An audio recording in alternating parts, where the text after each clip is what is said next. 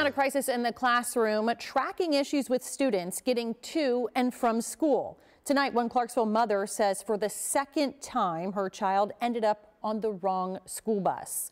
Now the mother says that these issues at Minglewood Elementary happened just weeks apart. Fox 17 News' Hope Salmon tracking down what happened. Most parents say they feel secure dropping their kid off to school, knowing that they'll see them later in the day. But I spoke to one parent who says for the second time just this school year, her child was put on the wrong bus. I shouldn't be scared for my child to come home safely.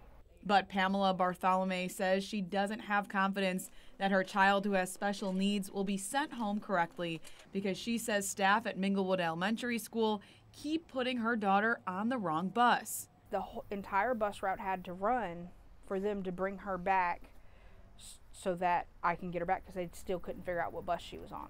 Bartholomai says her twin daughters are in different classes but are supposed to be on the same bus.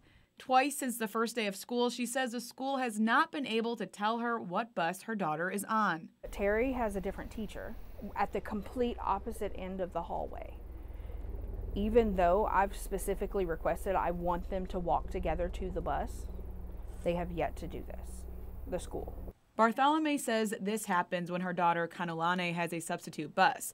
The number on the bus does not match the one on the bus sheet, and when the school asks her daughter for the bus number, she accidentally gives them her old bus number. Relying on a 6-year-old who has dyslexia and an IEP to remember what bus she goes on in only the 3rd week of school. All right, you on?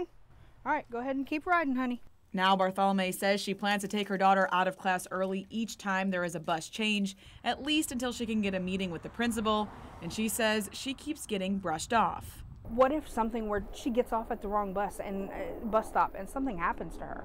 Bartholomai says she's asking for accountability.